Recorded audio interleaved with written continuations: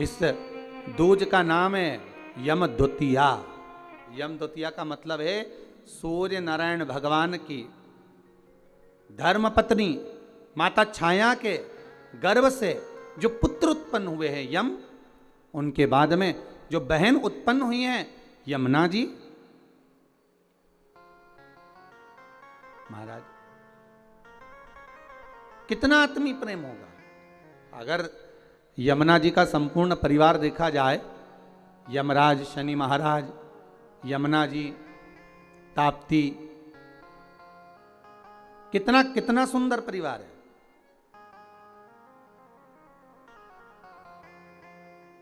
एक बार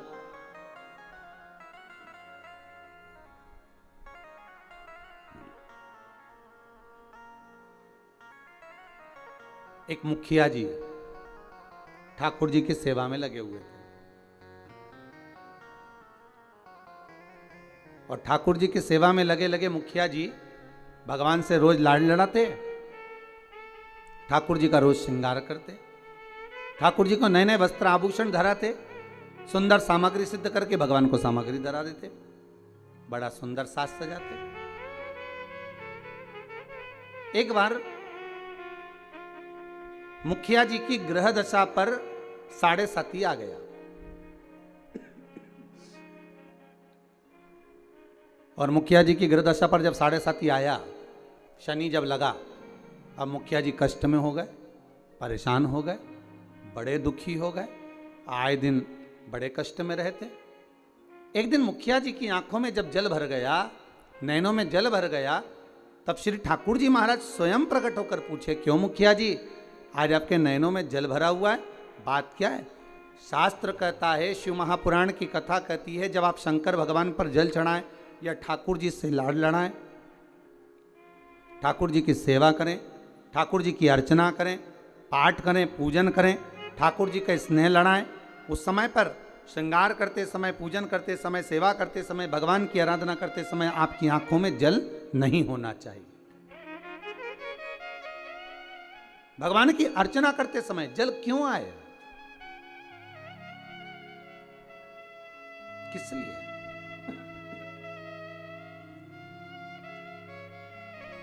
उस जल की महत्वता क्या? और महाराज मुखिया जी बोले, ठाकुर जी समझ में नहीं आ रहा, आज तो शरीर में कष्ट बहुत है और मन में मानसिक टेंशन बहुत है। बाबा बोले, क्यों चिंता करते हो? झारी जी में से यमुना जी को प्रकट करा मेरे ठाकुर जी ने, और यमुना जी को प्रकट कर कर मेरे ठाकुर जी बोले, यमुना आज आप, मुखिया जी जब झारी जी भर रहे थे, आपका श्रृंगार कर रहे थे, ऊपर से वस्त्र ओढ़ा रहे थे, तब आपको ध्यान में है कि आज मुखिया जी के नैनों में जल भरा हुआ है? यमुना जी बोली, ठाकुर मेरे को मालूम है कि आज मुखिया जी के नैनों में जल है, और क्यों है वो भी मैं जानती हूं। जानती हो? हाँ, क्यों जल है?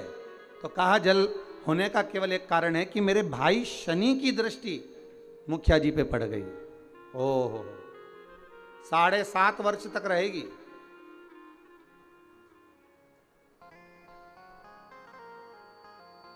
भगवान कृष्ण बोले, यमुना अगर शनि महाराज आपके भाई हैं, हमारे तो साले हैं, यदि बहन बोले, यदि बहन बोले तो क्या भाई मानेगा नहीं? बोलो प्रभु क्या चाहते हो?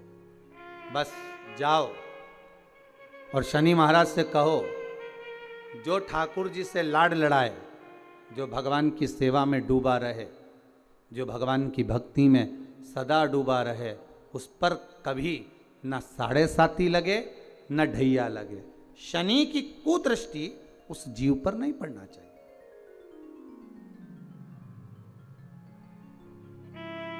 उस जीव पर दृष्टि ना पड़े, ठीक है? यमुना मैया पहुंची सबसे पहले शनि महाराज जी के पास में। शनि महाराज जी से कहा, भैया मेरा निवेदन स्वीकार करोगे? क्या बात है बहन। बस मैं चाहती हूं कि जो लाडले की सेवा करे, जो ठाकुर जी की सेवा करे, जो भगवान की भक्ति में डूबा रहे, उस पर आपकी दृष्टि नहीं पड़े। शनि महाराज बोले नहीं, ऐसा तो हो नहीं सकता। कर्म का दंड जीव को भोगना तो पड़ेगा, क्योंकि भगवान शंकर ने मुझे दंड अधिकारी बनाया है। जो किया है वो तो भोगना है,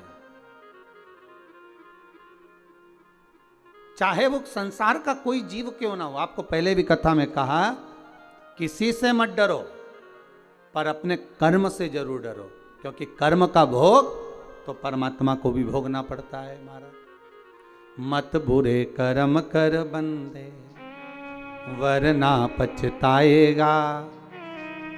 भगवान की आंखों से तू बच नहीं पाएगा, तू बच नहीं पाएगा।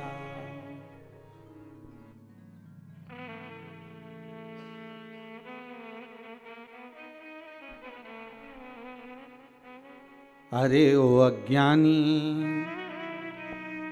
मत कर नादानी। अर्थात मानव का यदि शरीर मिला हो तो अपना कर्म श्रेष्ठ करते हुए चलो, श्रेष्ठ कर्म करिए। महाराज शनि महाराज ने कहा ये नहीं हो सकता, ये हो ही नहीं सकता।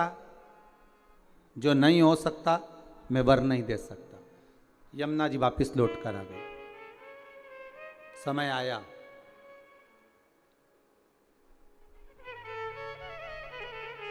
कार्तिक का महीना था।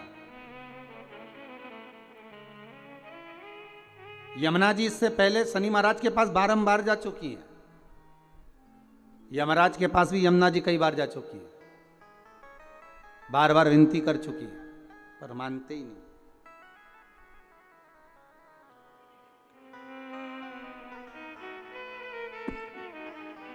कार्तिक का महीना और महाराज द्वितीया तिथि शुक्ल पक्ष की।